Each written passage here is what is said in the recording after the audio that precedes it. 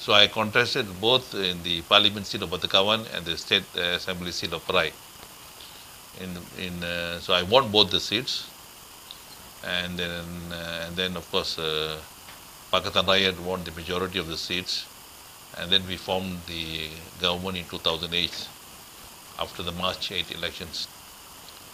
Then I was appointed as Deputy Chief Minister 2 of Penang, and my portfolios are human resource, science and technology,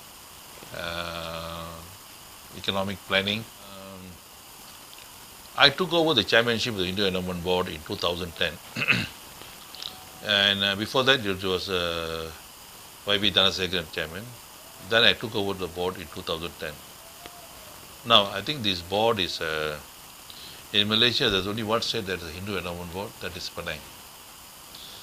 And the board manages about 5 temples and also manages properties worth millions of ringgit. And I think the board itself is not a religious body. It's a body that manages both the temples as well as the endowments, the properties of the board. It's a trust. This is meant for the cultural, religious, and economic advancements of Indians in Penang. So I take the board very seriously, and we have commissioners who actually, the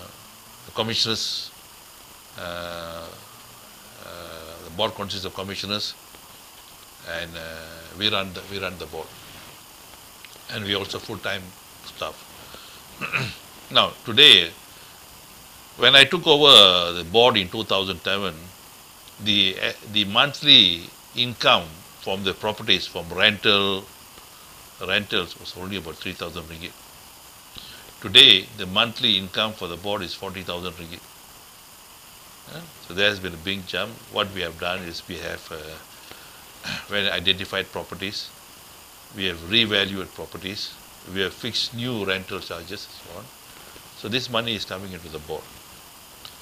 And the state is giving us, during the Barisan days, the board was given about 50,000 ringgit, basically to run the Thaipusam. Thaipusam is under the board. But now we get 1 million ringgit to run the board.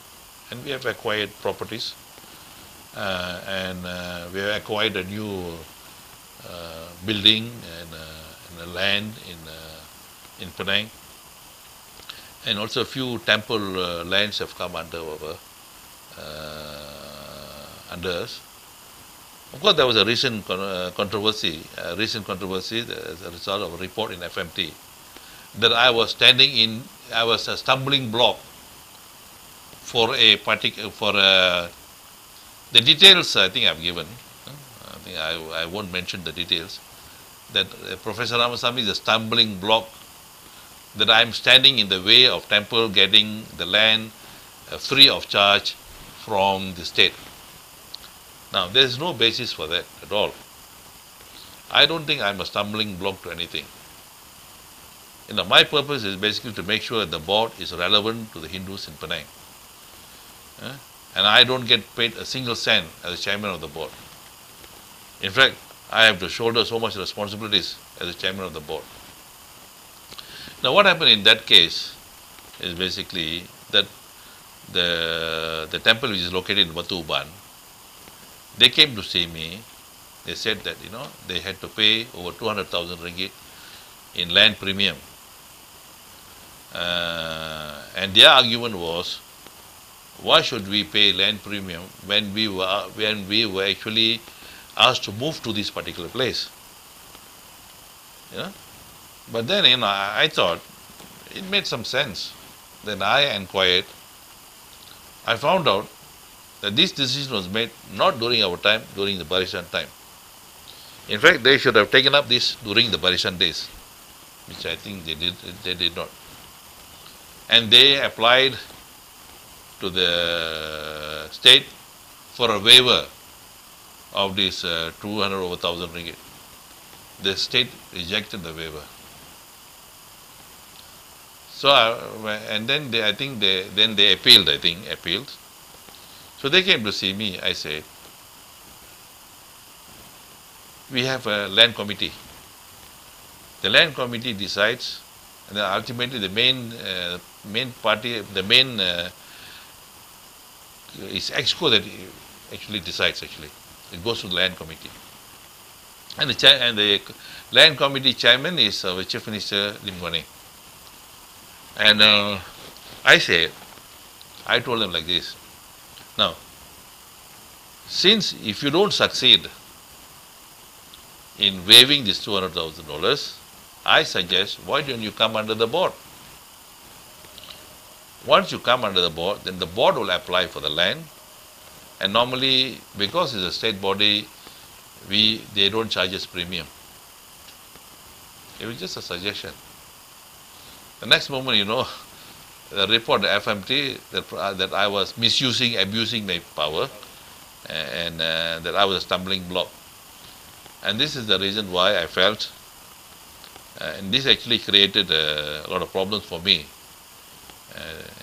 Giving the image I was a kind of a dictator, I had all these dictatorial ways. I was actually blocking all these things. Nothing to do. I think the records are there.